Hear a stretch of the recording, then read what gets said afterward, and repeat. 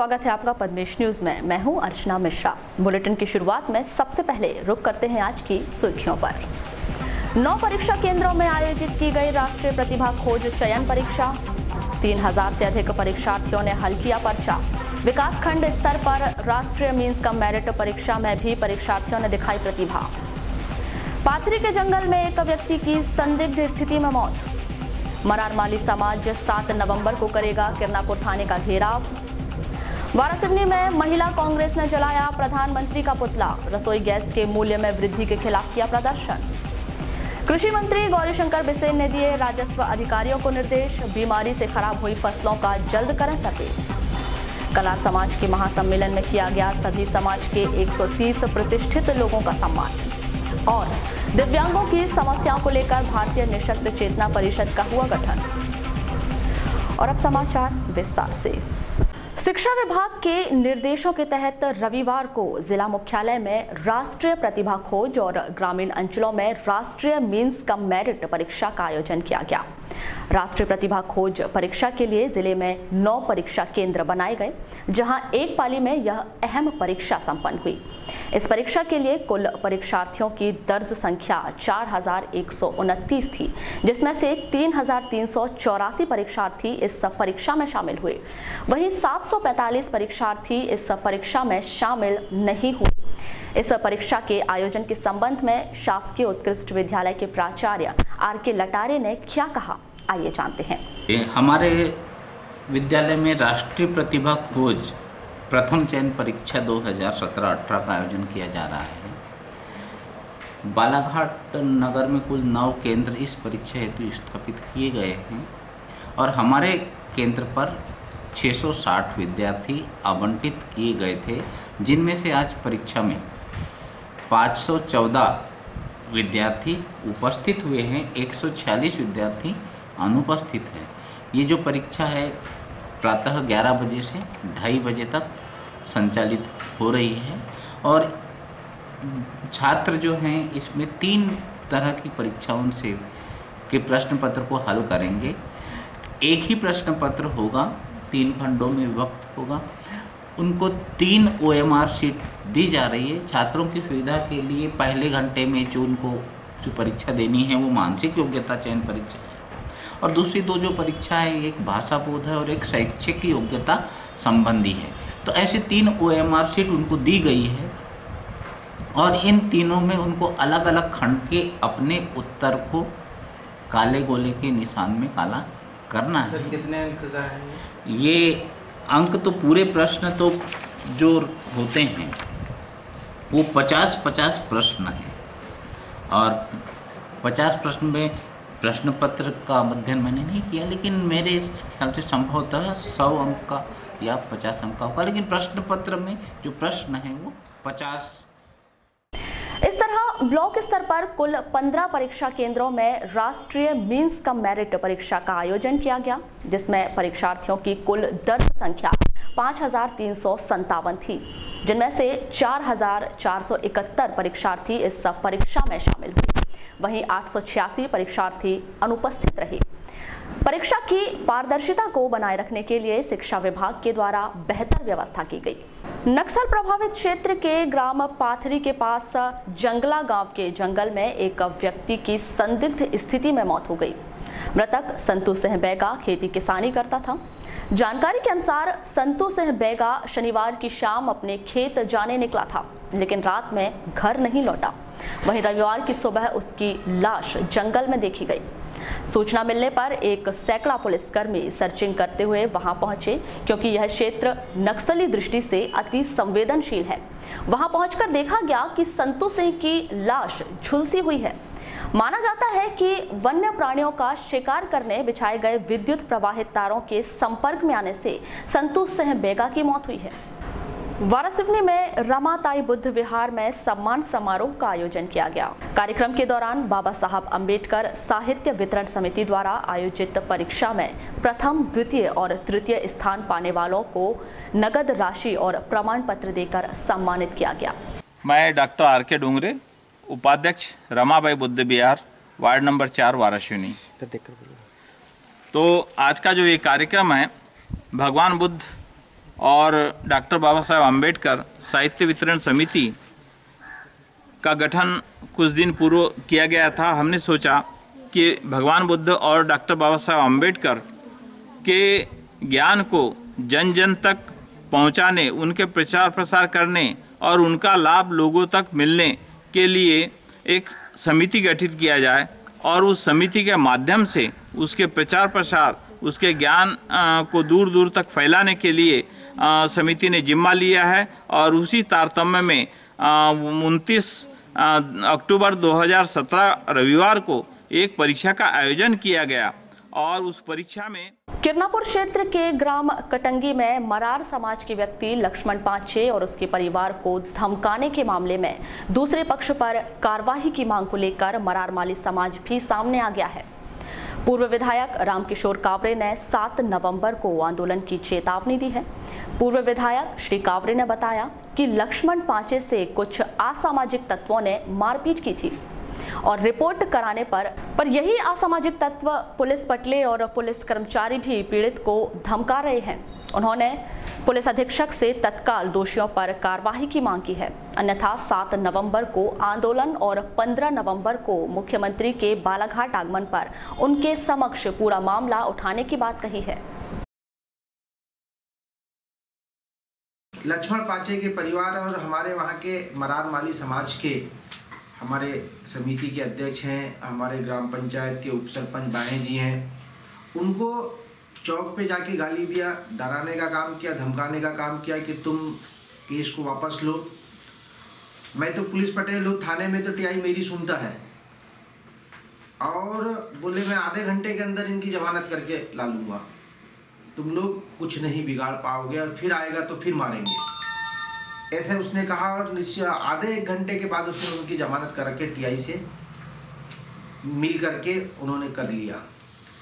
इस बात की जब उन्होंने टीआई के पास में रिपोर्ट दर्ज करने फिर से गए कि उन्होंने गाली बका है, उन्होंने कहा कि अब तुम्हारी बहू बेटी भी सुरक्षित नहीं रहेगी, दूसरे दिन खेत जाएगी, स्कूल बच्चे जाएंगे, लेकिन तुम्हारे बच्चे, तुम्हारी बहू बेटियां भी सुरक्षित अब इस गाँव में नहीं रहेगी, ऐसा उसने धमकाने का भी काम किया। समाज के लोगों ने सब एकजुट होकर थाने में रिपोर्ट दर्ज कराने गए, लेकिन टीआई कहता है कि तुम उनके खिलाफ में झूठी शिकायत करते हो। हमारे समाज के लोगों ने कहा कि अगर हम झूठी शिकायत करते हैं तो आप गांव में जाकर सब लोगों से पूछ लीजिए, बयान कर लीजिए, लेकिन टीआई ने उनको भी वहां से वापस कर दिया। जिसकी जानकारी मुझे वहाँ के गाँव के लोगों ने, हमारे समाज के लोगों ने मेरे पास में आकर बताया। मैं पूरी बात को उनका सुना और विधिवत जो कार्रवाई हमको प्रशासन से करनी थी, हमने पुलिस अधीक्षक से बात की और पुलिस अधीक्षक के पास में लाके गांव के लोगों को, 10 लोगों को लाकर हमने एक आवेदन उनको दिया कि इसकी जांच करा के उस पुलिस पटेल जिसने गांव में आतंक फैलाने का काम कर रहा है, वो जो कुरैशी परिवार है आतंक फैलाने का काम कर रहा है, असामाजिक जो तत्व हैं जो इनके साथ में जुड़े हुए हैं, ये जो आतंक फैलाने का काम कर रहे हैं, गाँव में अशांति पैदा कर रहे हैं, उनके खिलाफ में आप कार्रवाई करिए। उन्होंने भी पुलिस प्रशासन को रिपोर्ट किया, उस पर कोई कार्रवाई अगर पुलिस ने नहीं की है तो वो 7 तारीख तक के पुलिस प्रशासन उन सब कार्रवाई करे, अन्यथा हम फिर आने वाले समय में चरणबद्ध आंदोलन करेंगे। उस दिन अगर पुलिस पटेल को पृथक नहीं करेंगे और उस पर FIR दर्ज नहीं करेंगे तो हम आम सभा के बाद में थाने का घेराव करेंगे। ऐसे ही घटना केंद्र सरकार द्वारा की गई रसोई गैस की कीमतों में वृद्धि के विरोध में महिला कांग्रेस द्वारा रविवार को वारासिवनी के जय स्तंभ चौक में प्रदर्शन कर प्रधानमंत्री नरेंद्र मोदी के पुतले का दहन किया। इस प्रदर्शन के दौरान जिला कांग्रेसी कमेटी के अध्यक्ष प्रदीप जायसवाल, जिला महिला कांग्रेस अध्यक्ष शहनाज खान, प्रदेश महिला कांग्रेस उपाध्यक्ष अंजू जायसवाल, मीना रूसिया और रीना कांसल सहित अनेक कांग्रेसियों ने भाजपा सरकार की नीतियों की जमकर आलोचना की। ऐसा हमारे मध्य प्रदेश में नहीं हुआ। दिग्विजय सिंह जी ने जो मुख्यमंत्री काल में आपको जो कुछ, सम्मानीय प्रदीप जायसवाल जी भी पहुंचे हैं, मैं उनसे भी निवेदन करूंगा कि आज की इस महिला कांग्रेस को धन्यवाद देता हूं कि उन्होंने महिलाओं की आवाज को उठाने का प्रयास किया है। हालांकि आप सब जानते हैं कि फसल कटाई में लगने के कारण संख्या कुछ जरूर कम हुई है, लेकिन इससे आक्रोश में कहीं कमी नहीं है। इस अवसर पर मैं आप सभी को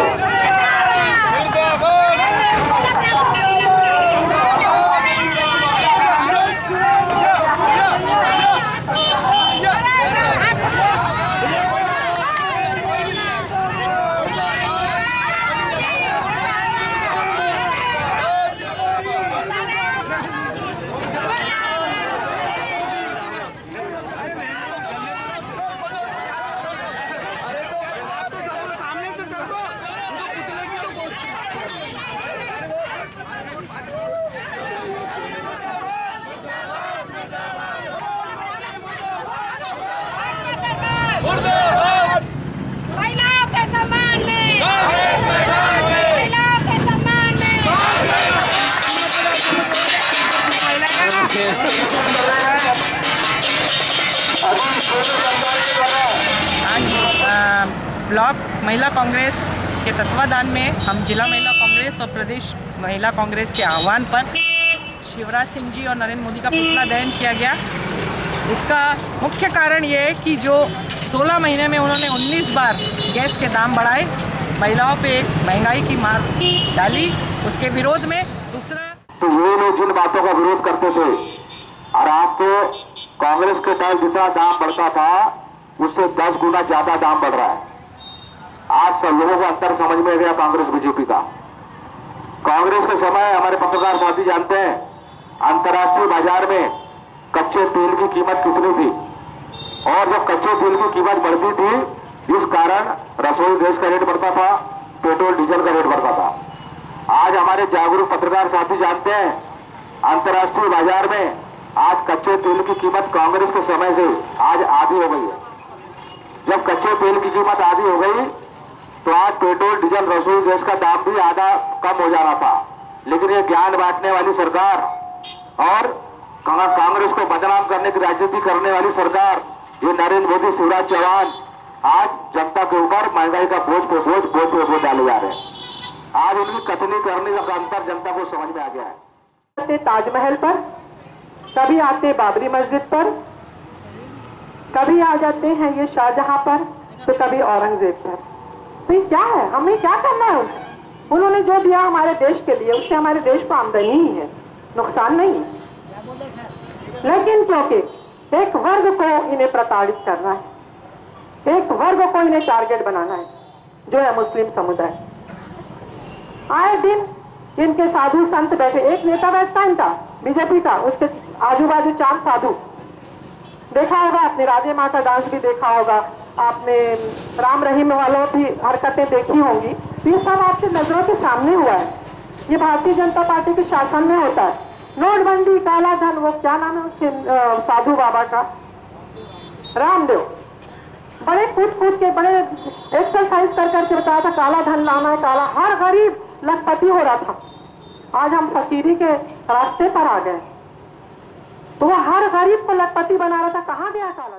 कृषि मंत्री गौरीशंकर बिसेन ने 4 नवंबर को वारासिवनी के तहसील कार्यालय में राजस्व अधिकारियों की बैठक ली। बैठक के दौरान कृषि मंत्री श्री बिसेन ने राजस्व विभाग के अधिकारियों की बैठक ली और उन्हें बीमारियों से खराब हुई फसलों का शीघ्र सर्वे करने के निर्देश दिए। इधर श्री बिसेन अधिकारियों की बैठक लेकर जैसे ही बाहर निकले, वहां भांडी क्षेत्र के किसानों ने उन्हें फसलों की बर्बादी की कहानी सुनाई। इस पर श्री बिसेन ने उन्हें आश्वस्त किया कि सर्वे रिपोर्ट के आधार पर मुआवजा दिया जाएगा। 4 महीने किया, इसमें 2 का 5 करवा, 1 का 150 ग्राम और 1 का 2 किलो 20 ग्राम, 4 ही नमूने लेते। 4 नमूने। देखो क्या है, जो पुराना नाप का जो पैटर्न है वो यही है कि रैंडम, मतलब कोई एक अंक वहाँ से आ गया 4686, उसमें आपके यहाँ के जो सर्वेक्षण नंबर, सर्वे नंबर पटान जिसको कहते हैं, उसका भाग दिया जाता है। भाग देने के बाद जो नीचे का अंक आता है उस खसरे नंबर पर जाकर के सर्वे होता है। ठीक है, ये आज किसानों से संबंधित क्या है कि वो जो परंपरागत की जो टेक्निक है उसको जिस समय उठाया तो हमारा बीमार कटा है, इसमें कुछ नहीं है। देखो भैया, दाना दिखता है, कलप पर किसान को मिलना चाहिए। ये जो सरकार की योजना है, सरकार की योजना के अनुसार क्या हो रहा है कि एक औसत, वो लोग सरकार और बीमा कंपनी बोल रही है कि पूरे गांव का औसत निकाल के, यानी पूरे गांव वाले से औसत निकालना चाह रहे, लेकिन इस टाइप का नहीं होना चाहिए। 50% गांव बेकार है, 50% का व्यक्तिगत बीमा मिलना चाहिए, और जिसकी जैसी फसल की नुकसानी है उसको वैसा ही मिलना चाहिए। और अगर यानी बिल्कुल बोलना चाहिए कि अगर पूरा सिस्टम से अगर मूल्यांकन होगा, 20% भी फसल नहीं होने वाली 50% लोगों को। बालाघाट जिले में खंडित वर्षा, अल्प वर्षा और रुक रुक के वर्षा से हमारा समय पर रुपये नहीं हुआ। दूसरा, बहुत बड़ा इलाका ऐसा है जहाँ पे रोपाई हुआ लेकिन पौधे ने ग्रोथ नहीं किया। कटंगी विधानसभा क्षेत्र के 34 ऐसे हल्के हैं जहाँ पे ट्रांसप्लांटेशन 75% से अधिक भूमि में नहीं हो सका। तो बीमे की 3 कैटेगरी है। जिस पटवारी हल्का नंबर में 75% बोया गया क्षेत्र उगे ना, जी हाँ। तो ऐसे में स्केल ऑफ फाइनेंस जो उसने बैंक से ऋण लिया है या उसकी ऋण लेने की क्षमता है, उदाहरण के लिए बालाघाट जिले में सिंचित में 32,000 रुपये स्केल ऑफ फाइनेंस है और असिंचित में 24,000 है। उसका 25% किसान को बीमा कंपनी को देना होगा। जी हाँ। तो किसान ने 2% के हिसाब से 32,000 का 640 रुपये जमा कर दिया है और शेष 8% राज्य सरकार और केंद्र सरकार ने अपना शेयर जमा किया है। जी हाँ। एक तो कैटेगरी है। दूसरी कैटेगरी है कि जो कीट व्याधि से, कीट प्रकोपों से, भूरा माहू, अनन्य बीमारियां, गंगई पोंगा से जो किसानों की फसल नुकसान हुआ है, जी हाँ, उसका क्रॉप कल्टिंग एक्सपेरिमेंट जी हाँ, के आधार पर उसके सर्वे करवाएंगे, उसका मूल्यांकन होगा, जी हाँ, उसका नाप जोख होगा और नाप चालू है। उसमें जो हमारे ज़िले का प्रोडक्शन है, पिछले साल 36 कुंटल प्रति हेक्टेयर आया था। जी हाँ। तो जो हमारा प्रोडक्शन है उससे यदि हमारा जो थ्रेशोल्ड जिसको कहते हैं औसत प्रोडक्शन, उससे यदि 80% बैठता है उस पटवारी हल्का नंबर का, तब तक कुछ भी लाभ किसान को नहीं मिलता। लेकिन 80 से 79 आया तो फिर 1% का लाभ मिलेगा, 0% वाले को ज़्यादा लाभ मिलेगा। वारासिवनी के उत्कृष्ट विद्यालय में 5 नवंबर को राष्ट्रीय मीन्स का मेरिट छात्रवृत्ति परीक्षा का आयोजन किया गया। इस परीक्षा में 8वीं कक्षा के 369 परीक्षार्थी शामिल हुए और पर्चे हल किए।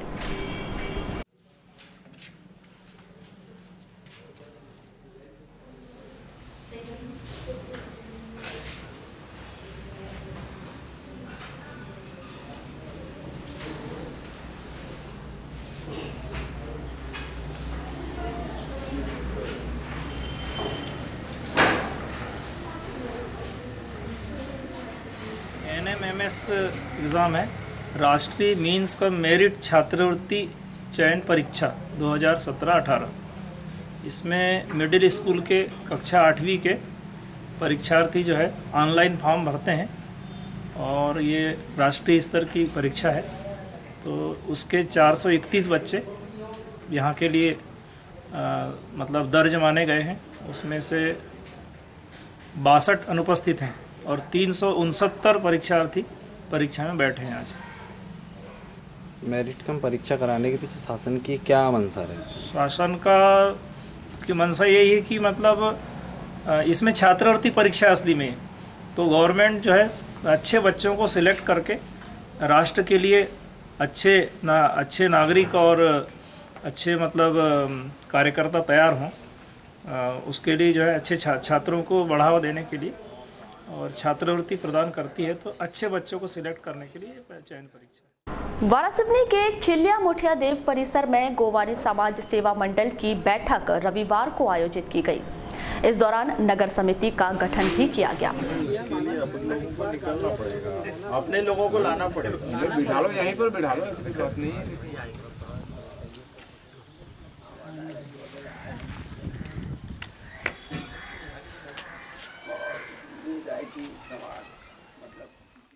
आदर्श ग्राम पंचायत भरवेली के दुर्गा मैदान में आयोजित BCL क्रिकेट प्रतियोगिता के दूसरे दिन कुल 4 मैच खेले गए, जिसमें पहला मैच ड्रैगन नाइट और हिट चैलेंजर्स के मध्य खेला गया, जिसमें ड्रैगन नाइट ने जीत हासिल की। इस मैच में ड्रैगन नाइट के बल्लेबाज राहुल पेडलेवार ने 15 गेंदों में 28 रन बनाकर मैन ऑफ द मैच का खिताब हासिल किया। प्रतियोगिता का दूसरा match MSC club versus royal king 11 के बीच खेला गया, जिसमें 10 ओवर में MSC ने 102 रन बनाए। वहीं अपने लक्ष्य पर पीछा करते हुए रॉयल किंग 11 महज 80 रनों पर ही सिमट कर रह गई। प्रतियोगिता का तीसरा मैच पटेल टाइगर्स वर्सेस देवी दयाल के बीच खेला गया, जिसमें पटेल टाइगर्स ने 10 ओवर में 134 रन बनाए। वहीं देवी दयाल 7 विकेट खोकर महज 102 रन पर ही सिमट गई। पटेल टाइगर्स के खिलाड़ी कोमल को 64 रन बनाने पर मैन ऑफ द मैच चुना गया। प्रतियोगिता के अंतिम मैच तांबे राइडर्स वर्सेस दादा सुपर किंग के बीच खेला गया, जिसमें दादा सुपर किंग ने 2 गेंद से मैच अपने नाम कर लिया। आयोजित इस मैच में सोमवार को 4 प्रमुख मैच खेले जाएंगे।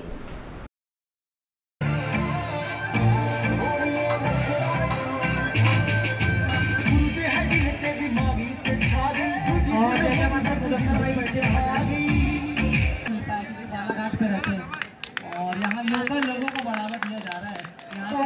बॉल थी लेकिन कनेक्ट नहीं कर पाया। अच्छी बॉल थी, बात हम असलम मुसा की कर रहे थे, बहुत ही अच्छे खिलाड़ी है, लेकिन इस बार कुछ निजी प्रॉब्लमों की वजह से वो खेल नहीं पा रहे और उन्हें बहुत दुख है क्योंकि पिछले बार इन्हें सुल्तान के नाम से जाना जाता था, इस बार अभी नाम मिला नहीं है।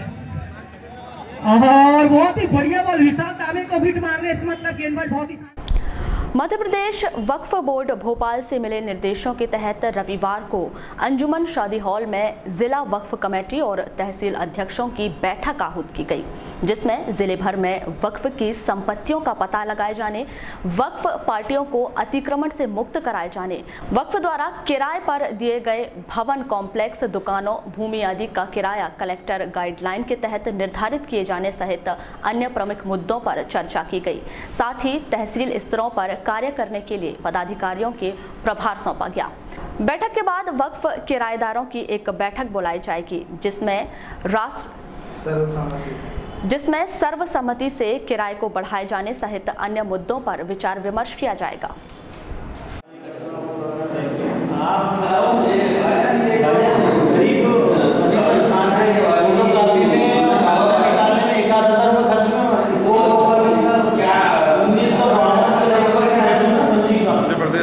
वक्फ बोर्ड भोपाल द्वारा मध्य प्रदेश के सभी अंजुमन सदर एवं जिला वक्फ कमेटियों को एक लेटर जारी किया गया है, जिसके तहत वक्फ बोर्ड की जितनी भी हमारी प्रॉपर्टियां अपने अंजुमन के अंतर्गत हमारे ज़िले के अंदर है, उसका जो किराया है वो अब कलेक्टर गाइडलाइन से तय किया जाना आदेशित किया गया है। उसी के परिपालन के संदर्भ में आज ये बैठक रखी गई थी और इसके साथ साथ अब आने वाले समय में हम अंजुमन के हमारे जितने किराएदार हैं उन किराएदारों के साथ एक बैठक रख के अंजुमन की जितनी दुकानें और मकान हैं उनके किराया बढ़ाने के बारे में उनसे चर्चा करके एक सर्वसम्मति से प्रयास ये होगा कि सर्वसम्मति से उन किराएदारों के सम्मति के साथ हमारे अंजुमन की आवक बढ़ाने के लिए किराया बढ़ाने का एक प्रस्ताव हम उनकी बैठक रखने की बात कर रहे हैं। और हमारी कोशिश ये रहेगी कि उस बैठक में कलेक्टर गाइडलाइन से हमें गाइडेंस मिलने के लिए हम संबंधित क्षेत्र के तहसीलदार या एडीएम साहब से भी उस बैठक में आने का अनुरोध करेंगे। और इसके साथ साथ ग्रामीण क्षेत्र में जो हमारी वक्फ कमेटियों की जितनी भी अन्य प्रॉपर्टियाँ हैं उसमें आज तक के वक्फ कमेटी का कोई भी मेंबर जा नहीं पाया, तो हमारे द्वारा जो अभी कुछ दिनों पहले तहसील अध्यक्षों की जो घोषणा की गई थी उन तहसील अध्यक्षों को हम आदेशित कर रहे हैं कि आप अपने अपने क्षेत्र की जितनी भी वक्फ की संपत्तियाँ, चाहे वो कब्रस्तान हो, चाहे मस्जिद हो, चाहे दरगाह हो, चाहे ईदगाह हो, उनका वो निरीक्षण करके वहाँ अगर कोई वास्तविक स्थिति में कोई अतिक्रमण है या कोई वाद विवाद है तो वो हमारी जिला कमेटी को बताएं। जिला कमेटी माननीय कलेक्टर। रविवार को वारासिवनी रोड स्थित रानी दुर्गावती भवन में आदिवासी माना समाज की एक अहम बैठक का आयोजन किया गया, जिसमें आदिवासी माना समाज संगठन के पदाधिकारियों ने सामाजिक बंधुओं को समाज के विकास, विभिन्न योजनाएं व शिक्षा के प्रचार प्रसार संबंधी अनेक जानकारी दी।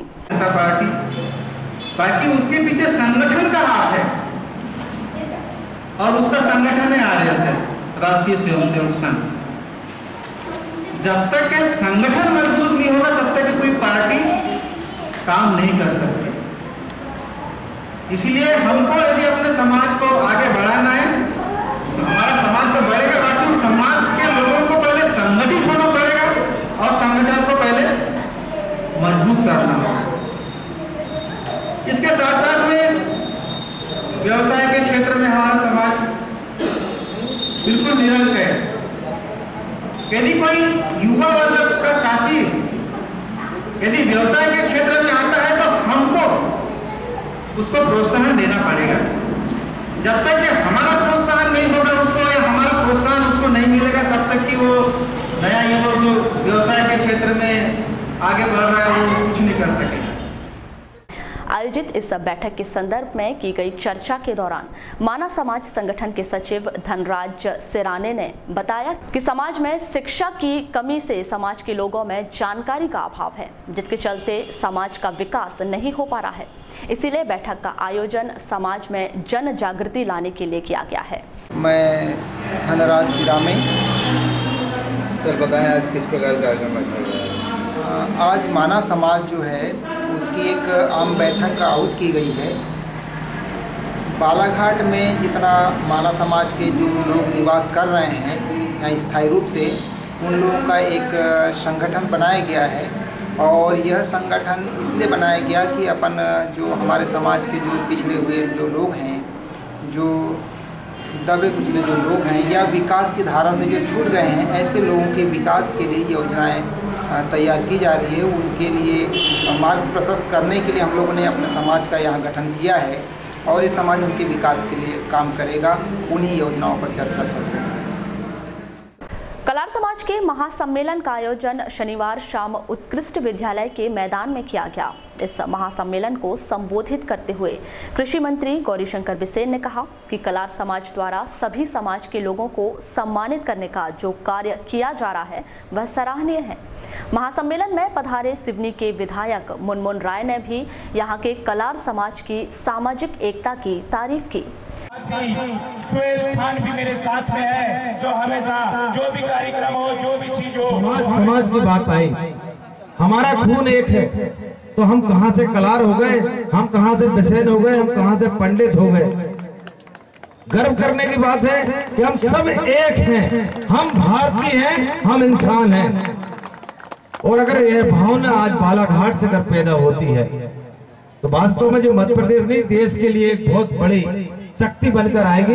वो देश विकसित हुआ है जहां जातिगत समाज और भेद खत्म हुआ है, वही क्षेत्र विकसित हुआ है और वही समाज आगे बढ़ी है जिसने समाज से हटके हर समाज को एक साथ लेकर आगे बढ़ा है। तो मैं समाज के सभी पदाधिकारियों को बहुत बहुत बधाई शुभकामनाएं दूंगा और मैं चाहूंगा इस मंच के माध्यम से सभी समाज एक हो और समाज का राजनीतिकीकरण न हो। समाज सिर्फ समाज को उत्थान के लिए काम करे, हमारे सबसे कमजोर व्यक्ति को उठाने के लिए काम करे, हमारे युवाओं को रोजगार दिलाने के लिए काम करे, असहाय व्यक्ति को सहारा बन के समाज आगे आए। ऐसी उम्मीद के साथ मैं आप सभी को बधाई देता हूँ। धन्यवाद। नगरपालिका अध्यक्ष अनिल धोवारे ने कहा कि कलार समाज के लोग अन्य समाज के प्रतिष्ठित लोगों का सम्मान कर खुद को धन्य महसूस कर रहे हैं। निवेश में ढलता है, शुरू से ही हमारे समाज में बना हुआ है हिंदू मुस्लिम सिख ईसाई, फिर भी हम सब भाई भाई हमें ऐसी भावनाओं के साथ काम करते हुए और अब समाज के साथियों से चाहूँगा कि हमारे समाज के दबे कुचले जिन्हें शिक्षा प्राप्त नहीं उन्हें शिक्षा प्राप्त करने के लिए काम करें, समाज के विकास के लिए काम करें और समाज में शिक्षा का स्तर बढ़ाएं। आप सभी लोगों को दोनों हाथ जोड़ के प्रणाम करता हूँ, सम्मानित मंच को प्रणाम करता हूँ, माता बहनों को प्रणाम करता हूँ। धन्यवाद। जय हिंद। इस महासम्मेलन को कलार समाज के जिला अध्यक्ष राकेश साब सेवईवार ने भी संबोधित किया। हमारा लक्ष्य है, भारत हमारा है, हम सब उसके बेटे बेटी है और हम सबको साथ में मिलकर रहना है, क्योंकि हम अलग अलग बटेंगे तो हमारे विदेशी जो ताकत है वो हमको तोड़ेंगी। हमको आज एकजुट रहने की जरूरत है, किसी की तोड़ने और किसी की टूटने की आवश्यकता नहीं। हम तो साथ में रहेंगे जब तक मुट्ठी बंद रहेंगी। इस भारत का, इस बालाघाट का, इस मध्य प्रदेश का कोई भी बाल से बाका नहीं कर सकता। और मैं आपको विश्वास दिलाता हूं कलार समाज के माध्यम से और बालाघाट की जनता के माध्यम से कि हम सब साथ रहेंगे। कहीं पे भी हिंदू मुस्लिम सिख ईसाई का बालाघाट में न कोई लड़ाई होती है न कभी होगी। हम सब साथ में रहेंगे। ऐसे वादे और ऐसे आशीर्वाद के साथ हमारे मध्य प्रदेश शासन के मंत्री श्री गौरीशंकर समाज नहीं, पवार समाज नहीं और कोई दलित समाज नहीं, उसको एक बालाघाट का स्वर्ग समाज का कार्यक्रम कर रहा है। ऐसा कार्यक्रम जिसमें सब समाज के अतिथियों का सम्मान, सब साथियों का सम्मान, जो सिख हो, ईसाई हो या कोई भी मुसलमान हो। हम तो चाहते हैं बालाघाट का नाम पूरे भारत में और विश्व में मिले। हमारे मध्य प्रदेश शासन के कैबिनेट मंत्री 365 दिन में 365 दिन गाड़ी से कभी बम्बई, कभी दिल्ली, कभी भोपाल, कभी कहीं, यानी जहां उनको जाना है वो बिना सोचे समझे वो काम करते हैं एकदम। इस महासम्मेलन में सभी समाज के 130 लोगों को सम्मानित किया गया। इस महासम्मेलन के दौरान समाज के लोगों के बीच अनेक मनोरंजक प्रतियोगिताएं, युवक युवती परिचय सम्मेलन और बेहतरीन सांस्कृतिक कार्यक्रम भी हुए।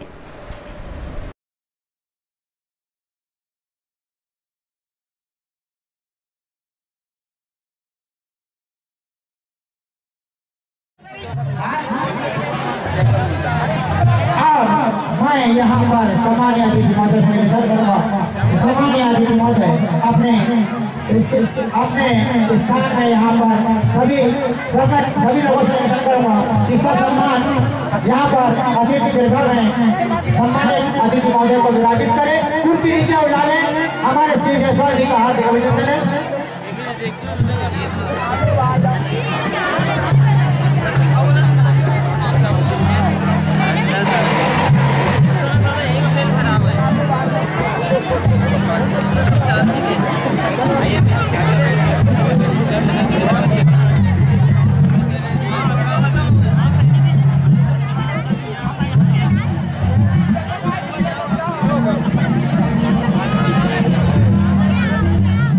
कम से कम साल में एक बार जो हमारा कलार समाज है, जो विभिन्न आंचल और विभिन्न संस्कृति के कारण अपनी अपनी अलग पहचान के साथ में है, कम से कम कोई एक दिन तो ऐसा हो जब पूरा समाज अपने ही समाज में से जो लोग सामाजिक, राजनीतिक, बौद्धिक और सांस्कृतिक सहित सभी क्षेत्रों में कहीं न कहीं आगे हैं, उनके बीच में अपने महासभा के माध्यम से एक अलग प्रस्तुतिकरण की जाए। और मैं देख रहा हूं काफी तैयारी सारे साथी लोग करते हैं और उसी का कारण है कि आज हजारों की तादाद में न केवल बालाघाट जिला, न केवल मध्य प्रदेश, अपितु पड़ोसी राज्यों के भी हमारे अतिथि आज हमारे मध्य हैं और इसलिए बालाघाट का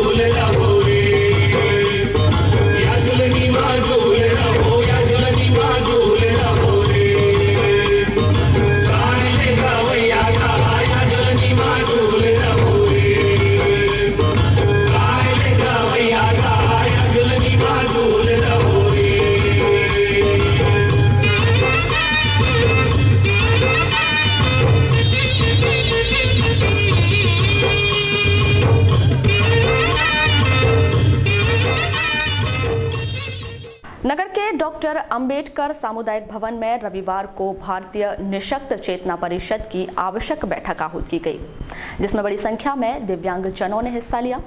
इस बैठक में दिव्यांगों की समस्याओं पर विचार विमर्श कर उनके निराकरण को लेकर आवश्यक निर्णय लिए गए।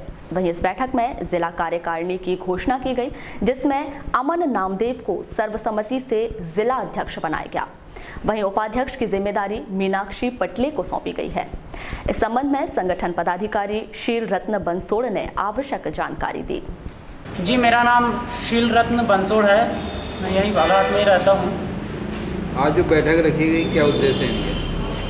आज यहाँ पर जितने भी हमारे दिव्यांग भाई बहन हैं इनकी एक बैठक रखी गई है और भारतीय निःशक्त चेतना परिषद इस नाम से हम लोग एक संगठन तैयार कर रहे हैं, क्योंकि आज दिव्यांग लोगों की जो परेशानी है, जो समस्या है, उन समस्याओं का निराकरण नहीं हो रहा है और होता भी है तो बहुत टाइम लग जाता है। इसीलिए एक संगठन के माध्यम से हम चाह रहे हैं कि इन भाई बहनों की समस्या का समाधान करें।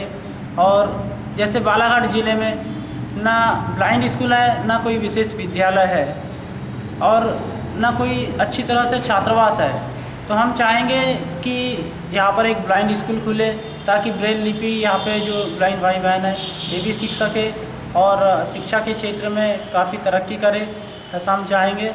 और दूसरी चीज़, अभी मध्य प्रदेश में जैसे विकलांग लोगों को 150 से 300 रुपये तक की पेंशन मिल रही है, सहायता पेंशन, और दूसरे राज्य में देखो तो 1600-2000 रुपये पेंशन मिल रही है। तो हम शासन से यह मांग करेंगे कि 150 या 300 में आज के दौर में कुछ नहीं होता, तो कम से कम इनकी पेंशन बढ़ाई जाए और भी अपने दिव्यांग भाई बहनों के लिए जो कार्तिक पूर्णिमा पर शनिवार को अनेक धार्मिक कार्यक्रमों का आयोजन किया गया। इस पूर्णिमा को देव दीपावली भी कहते हैं। मान्यता है कि कार्तिक पूर्णिमा पर सभी देवगण दीपावली मनाते हैं। कार्तिक पूर्णिमा पर त्रिपुर उत्सव मनाने का भी चलन है। शनिवार की रात नगर के पुराने राम मंदिर और बूढ़ी स्थित शिव मंदिर में त्रिपुर जलाए गए। धार्मिक मान्यता के अनुसार कार्तिक पूर्णिमा के दिन भगवान शिवजी ने त्रिपुरासुर नामक राक्षस का संहार किया था। साथ ही इस पूर्णिमा पर हिंदुओं के चातुर्मास का समापन होता है। इस दिन त्रिपुरासुर के वध के कारण त्रिपुर उत्सव मनाते हुए मंदिरों के गुंबज पर त्रिपुर जलाए जाते हैं। शंकर भगवान की जय। स्वामी का करो देवा, श्रद्धा भक्ति बढ़ाओ, श्रद्धा प्रेम बढ़ाओ, संतन की सेवा। ओम जय जगदीश हरे। तन मन धन सब कुछ है तेरा, स्वामी सब कुछ है तेरा, तेरा तुझकी आरती जो कोई नर गावे, स्वामी जो तुमको गावे। कहत शिवानंद स्वामी भगत महामन ज्ञानी वांछित फल पावे। विद्महे वासुदेवाय धीमहि तन्नो विष्णुः प्रचोदयात्। सप्ताशासन परिधि स्त्रीः सप्त संविदाः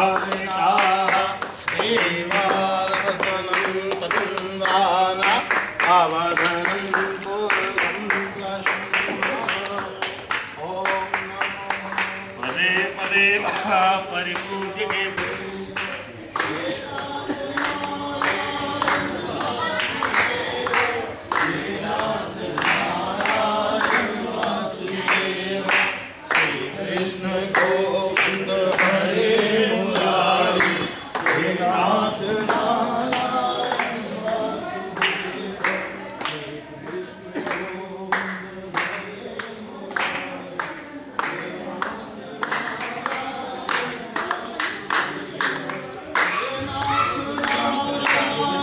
पूर्णिमा को त्रिपुर उत्सव मनाया जाता है।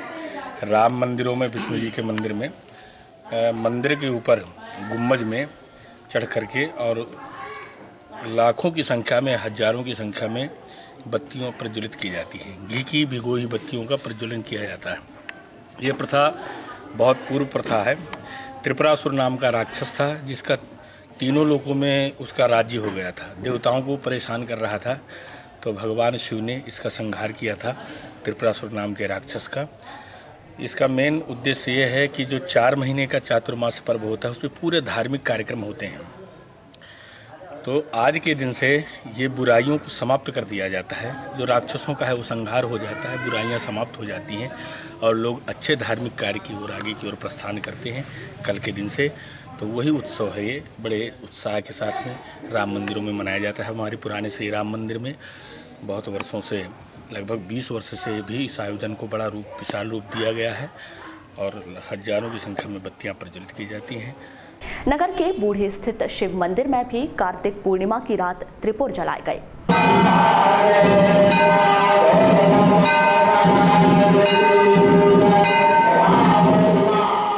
इसके अलावा अनेक ग्रामीण क्षेत्रों में भी त्रिपुर जलाए गए। कटंगी के पास जरा मोह गांव स्थित श्री कृष्ण मंदिर में कार्तिक पूर्णिमा पर त्रिपुर जलाए गए।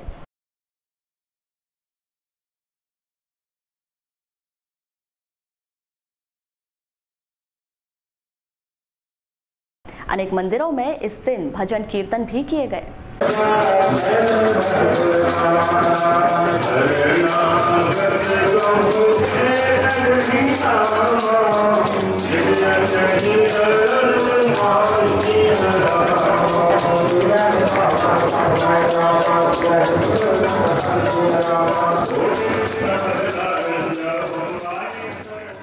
चलते चलते एक नजर आज की हेडलाइंस पर एक बार फिर। 9 परीक्षा केंद्रों में आयोजित की गई राष्ट्रीय प्रतिभा खोज चयन परीक्षा। 3000 से अधिक परीक्षार्थियों ने हल किया पर्चा। विकासखंड स्तर पर राष्ट्रीय मींस कम मेरिट परीक्षा में भी परीक्षार्थियों ने दिखाई प्रतिभा। पाथरी के जंगल में एक व्यक्ति की संदिग्ध स्थिति में मौत। मरारमाली समाज 7 नवंबर को करेगा किरनापुर थाने का घेराव। वारासिवनी में महिला कांग्रेस ने जलाया प्रधानमंत्री का पुतला। रसोई गैस के मूल्य में वृद्धि के खिलाफ किया प्रदर्शन। कृषि मंत्री गौरीशंकर बिसेन ने दिए राजस्व अधिकारियों को निर्देश। बीमारी से खराब हुई फसलों का जल्द करें सर्वे। कलार समाज के महासम्मेलन में किया गया सभी समाज के 130 प्रतिष्ठित लोगों का सम्मान। और दिव्यांगों की समस्याओं को लेकर भारतीय निःशक्त चेतना परिषद का हुआ गठन। तो ये थी अभी तक की खास खबरें। खबरों की ज्यादा जानकारी के लिए लॉग ऑन कीजिए www.balaghatexpress.in पर। इसके अलावा आप अपने एंड्रॉइड फ़ोन से प्ले स्टोर पर जाकर बालाघाट एक्सप्रेस ऐप भी डाउनलोड कर सकते हैं। तो आज बुलेटिन में बस इतना ही। अगले न्यूज़ बुलेटिन के साथ फिर मुलाकात होगी। तब तक के लिए नमस्कार।